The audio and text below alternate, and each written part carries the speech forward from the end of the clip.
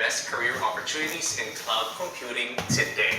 Welcome to our postgraduate program in cloud computing in collaboration with Caltech CTME, where you not only become proficient in the AWS, Azure, and Google Cloud environments, but gain practical skills and knowledge on them from today's leading practitioners, and at the end of this 12-month bootcamp, you get postgraduate certification, the Caltech CTME Circle membership, and multiple projects that you can showcase to top cloud computing employers anywhere in the world. Are you ready to succeed? Enroll now.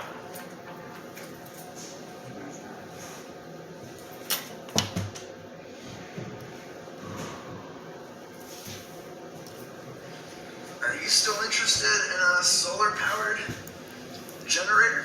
Because pay special attention, because I'm going to do something that until recently we've never done before.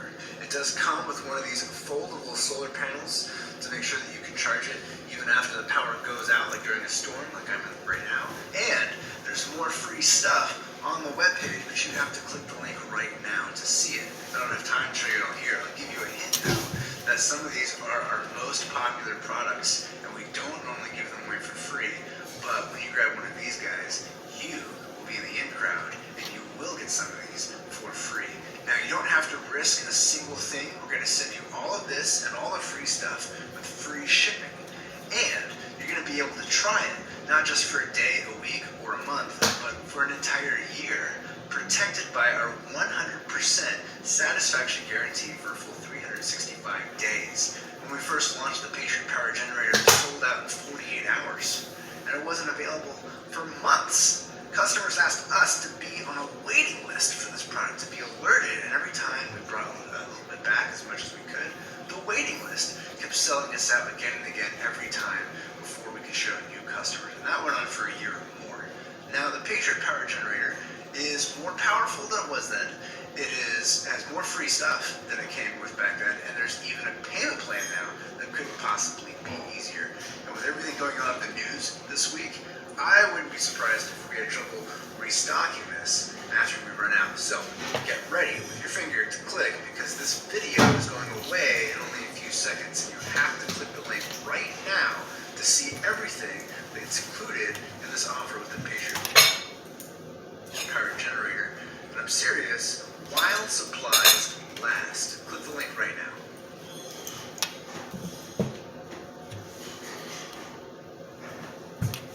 One more question. Does anyone think Putin would be amassing, 100,000 plus troops on the border with Ukraine, threatening war if Donald Trump were still in office? I tend to doubt that'd be happening, nor do I think he would have gotten the waiver on the Nord Stream 2 pipeline. But then again, the Trump family never made millions of dollars with Russian oligarchs like the Biden family and zero experience Hunter did. Now, earlier today, South Carolina Senator Lindsey Graham met with the former president, who was on with us last night. He joins us now with more. I see that ad, and I'll be honest, I think the observation of your colleague, Rand Paul, is not too far off, and that is, maybe we should keep him away from cameras and microphones, because it's really bad. Yeah, I mean, the news conference was a disaster on multiple levels, but it's not the news conference.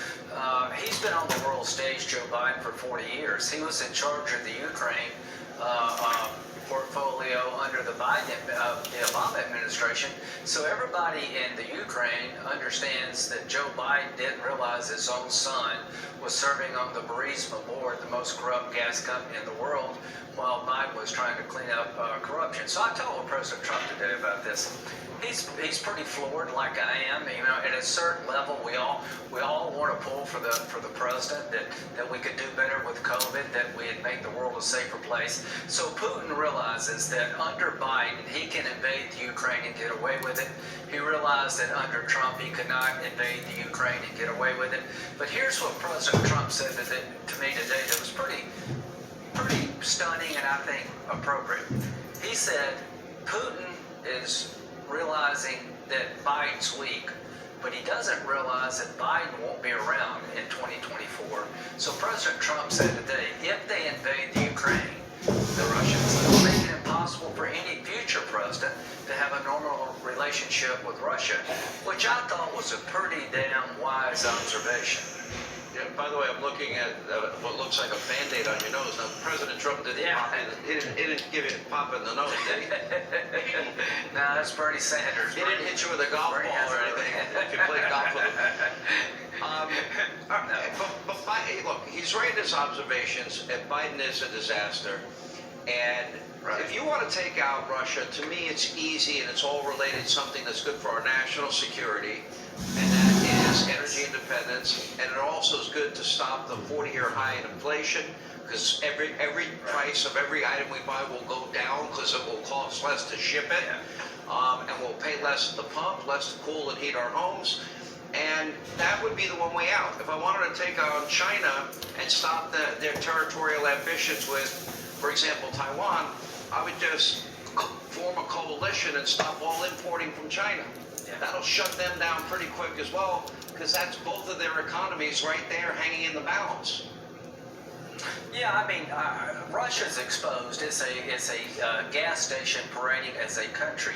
So energy independence for us weakens Russia. The day that America doesn't have to worry about the Mideast in terms of oil and gas is a great day. China is very much connected to the global economy, and when Trump threatened to put tariffs on Chinese products, they changed. When Trump told Mexico, if you don't help me secure our border, I'll put tariffs on your products coming out of Mexico, they changed. So strength works, weakness doesn't. But here's my message to President Biden. You claim that no Republican wants to help you. Well, that's not true. You got to do things that we can help you with. Why don't we put sanctions on Russia now for the buildup, not the invasion? All democratic sanctions hit Russia after they invade. Let's punish Putin now. And why don't we do a Lend-Lease bill like Senator Cornyn has, doing for the Ukrainians what we did for the British in the early stages of World War II. Endless weapons to make sure there are a bunch of dead Russians if you invade Ukraine. Biden cannot adjust his policies on energy. He can't adjust his policies on borders because of the left. He can adjust his policies on the Ukraine, but we're running out of time. I agree. Senator, good to see you. Welcome to Raid Shadow Legends. If you're wondering just what you're getting into, Raid Shadow Legends is a free-to-play game for your PC or Mac running on the Plarium Play platform.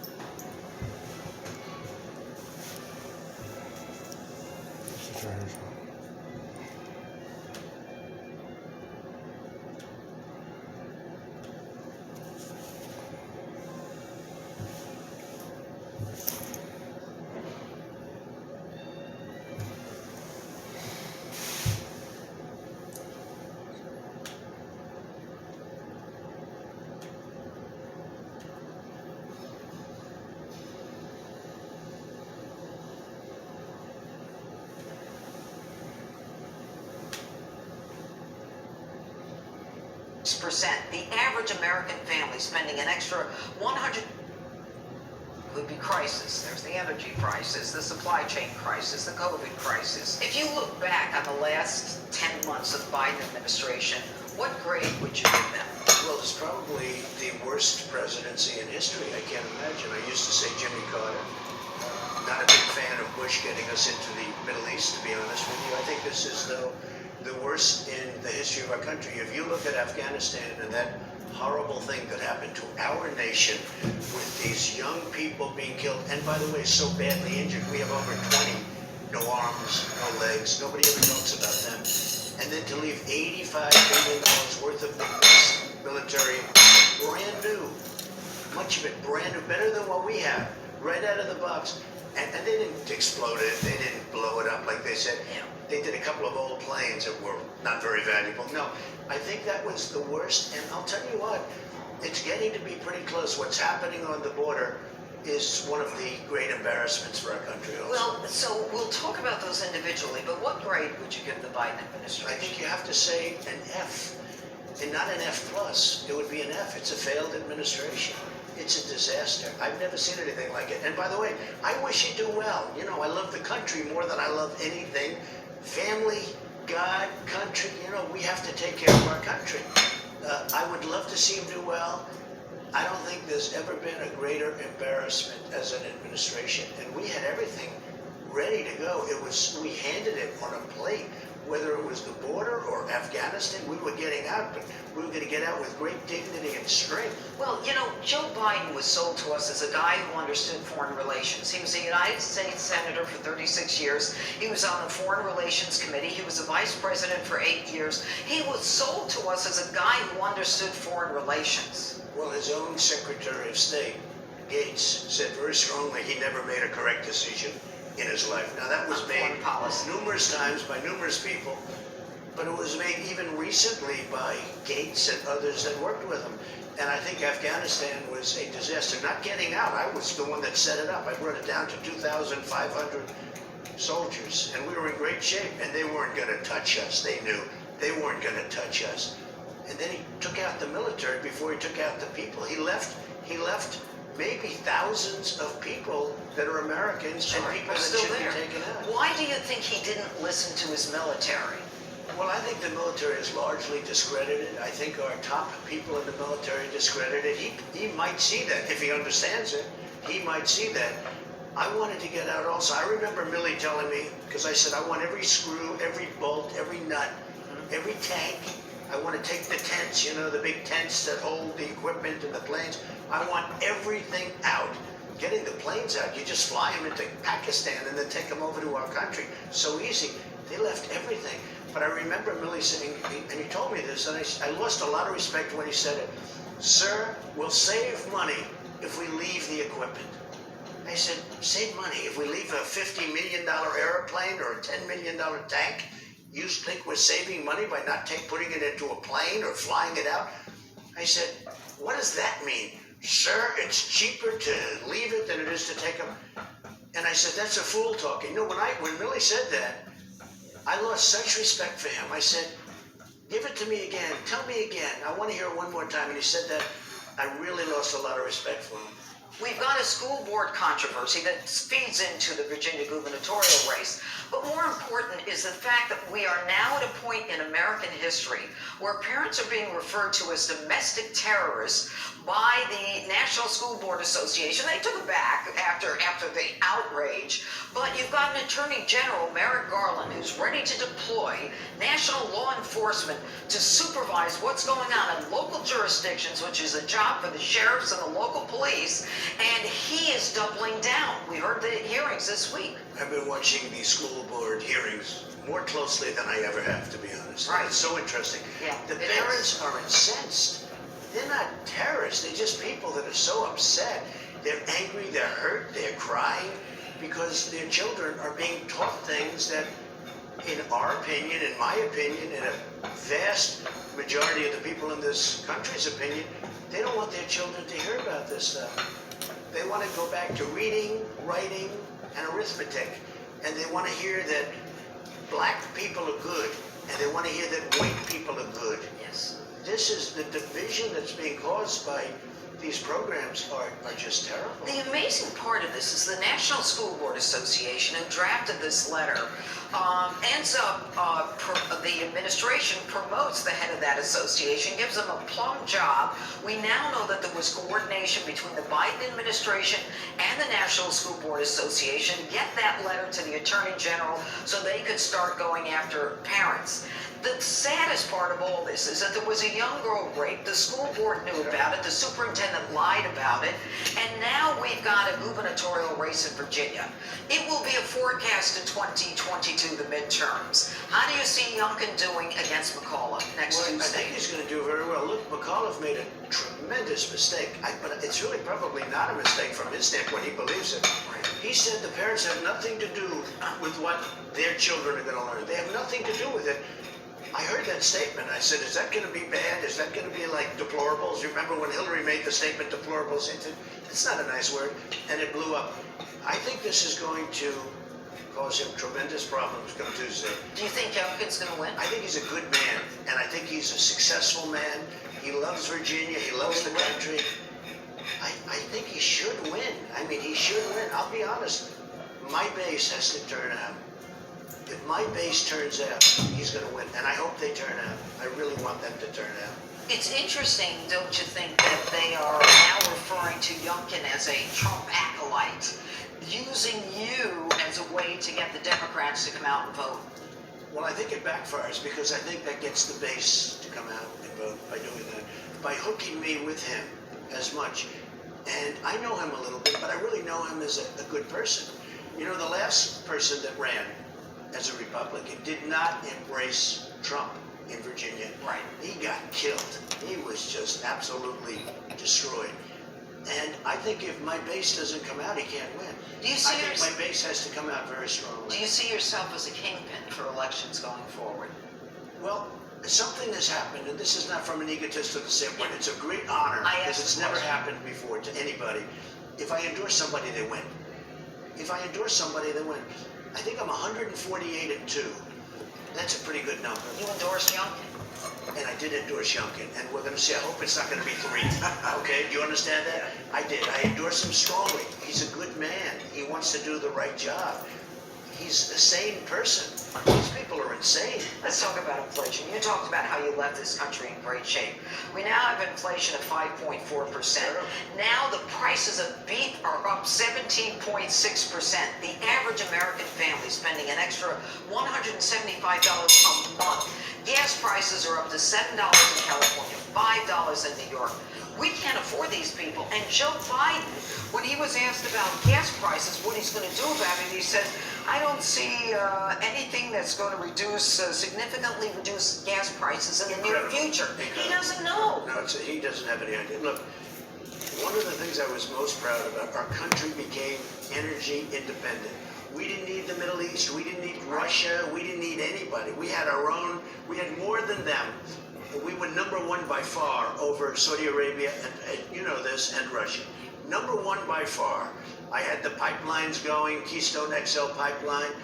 Amazingly, I ended the Russian pipeline. I was not good to Russia. I got along well with Russia. I got along well with Putin. But they weren't happy with Trump, I can tell you that. But Biden opened up this big, massive pipeline all over Europe, but he closed down the XL. And I have to say, because you heard it 1,000 times, more importantly, we're energy independent no longer. I was so proud of that. First time really in history that, you know, they say 75 years, but I don't believe we were ever energy independent. It was big.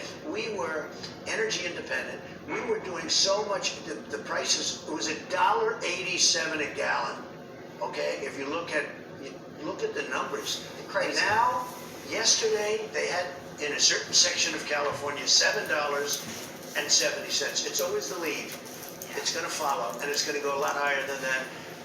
And Biden sent people to go see Russia, Saudi Arabia, and other members of OPEC that we need help because we don't have enough. Now, when you talk about inflation, the biggest factor, in my opinion, is no energy. The trucks, the factories, everything, the deliveries, the planes, everything. It's so energy-based that the energy now is so expensive to get. We don't have enough oil. You know, I filled up the strategic reserves for almost nothing. when oil hit bottom, we were almost empty with the reserves. And nobody thought of it. I said, you know, this would be a great time to fill it up. We'll buy it cheap. I never got credit. I don't think anybody's ever mentioned it. But I put 75 million barrels, I believe it was. 75 million barrels, which is a massive order. It was good for two things. The prices got so low that it was hurting our energy jobs. And we were cheap as hell. And it's, now he wants to use that energy, that oil, that I bought at a great price. It should be used in cases of emergency. He wants to now drain it so that the prices come down. But he said it'll save us about 18 cents a gallon. It's not 18 cents. He doesn't. It would save. I could get that down within 6 months. I'll bet you I could get it down to $2, $2.50. It's going to be over $10. Doesn't he know how to do it? I don't think he does, because his answer was weird. You can get it down a few cents. A few cents, no. You get it down many dollars. How do you do that? You have to let the oil companies go back to work. They ended leases. They ended ANWR because of Lisa Murkowski, who's done a terrible job. In Alaska. She's not a Republican. She says she's a Republican in Alaska. Ronald Reagan tried to get it. Bush has tried. Everybody tried to get it. I got it done. It was all done. Maybe it's bigger than Saudi Arabia. Okay, maybe. They've tried for many, many decades to get it done. I got it done. This would have added to our supply. We're already the biggest in the world by far. Now we're not the biggest in the world anymore. We've ended all the leases on government lands that, frankly, were pumping out for years and not hurting it, done in an environmental way. And if you look at natural gas is very clean. We got windmills destroying our landscapes, killing all the birds. And not necessarily the energy is so expensive. And you know where the turbines are made? Every one of them. China. Germany and China. Still ahead, what Donald Trump thinks of Biden and the Dems' vaccine mandates, plus his take on the latest caravan heading towards the southern border and how it can be stopped. Back in a moment.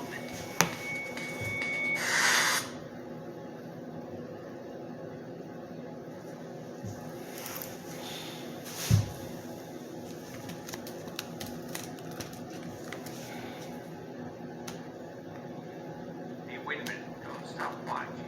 You haven't heard about this. You might want to stick around. Democrats are watching. And how it can be stopped. Back in a moment. Welcome back to Justice. We return now to my exclusive interview with President Donald Trump, covering everything from Dr. Fauci to the latest migrant caravan headed our way. Take a look. Let's talk about what's going on in this country with the firing of police officers, firemen, nurses, the ones who were our heroes. They were on billboards all over the country. And now what we've got are, we're talking about vaccinating kids who were 5 years old to 12 years old and then forcing them to continue to wear masks. Our heroes are being fired. They're losing their jobs. Are you sorry you didn't fire Anthony Fauci? Well, it's not because of him they're losing their job. It's because some bad policies that are being made by the Biden administration. But look, if you look at my relationship with Fauci, first of all, he's been there like for 40 years. Yeah. You walk in, he goes, "Hi, my name's Tony." "Oh, great. Hi, Tony. How you doing?" But everything he told me to, suggested that we do, I didn't do. I went the opposite. He wanted to keep China open. I closed it to China. We would have lost. Fauci wanted to keep China open? For a long time. And he actually said, President Trump saved thousands and thousands of lives. I was the only one. I was sitting in a room with many, many people. I said, we have to close it to China. I then closed it to Europe because I saw what was going on in Europe. And we saved thousands of lives. And what I did do, and we want freedom, and we want all of this, and this was a great achievement, though, worldwide, because I think you would have had a 1917, like the Spanish flu, where 100 million, and maybe 100 million people died. I got the vaccine done. 3 vaccines in less than 9 months. They said it was going to take 5 years, and it probably wouldn't get done. I got them done. And they do work, and they're great. I'm very proud of them. But people shouldn't be forced to take them. You must have seen this week as this caravan is coming The through biggest from, anyone's ever seen. yeah, more than Del Rio. Okay, this caravan that's coming up now is actually fighting with the Mexican National Guard, forcing their way through. How do we stop this? And when they get here, what do Americans do? They're here. So the wall would have stopped them.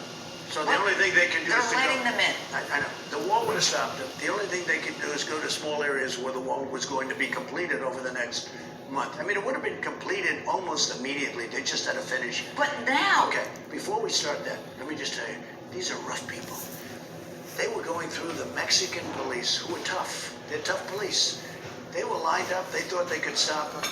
You look at that front few lines of the people there on this caravan, a name I came up with because I saw some caravans, but they were tiny, and we ended it. We stopped the caravans. We made sure. Now what's happened is they're talking about one caravan, 120,000 people are going to be for 100. That's like an army. If you look at that front line, they look like they belong in the NFL. In fact, they should be signed, some of them, for the NFL. You look at, they burst through tough Mexican police who tried to stop them. They had no chance. We have to stop them. We can stop them, but we have to get very tough. But we cannot let, our country is being poisoned.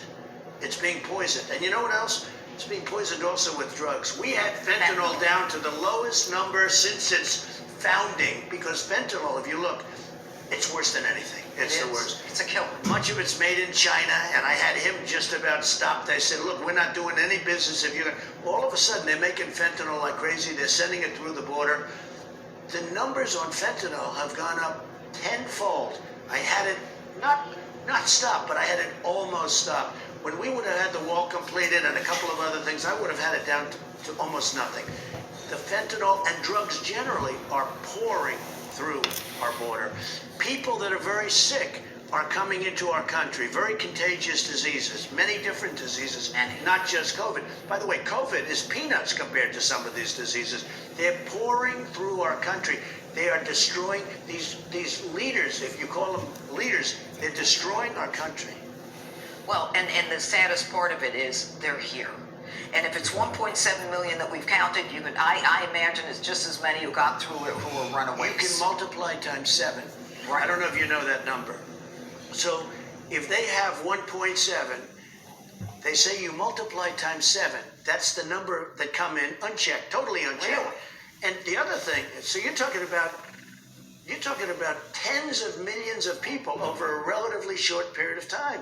Over a 2-year period of time, we would have more than 10 million people coming into our country. Our country can never be the same. Right. Our country is changed already. Do you have a plan to go to the border to boost morale there? Well, I've gone to the border many times. I mean, I don't... Are you going again? Well, I just got back. I was there recently.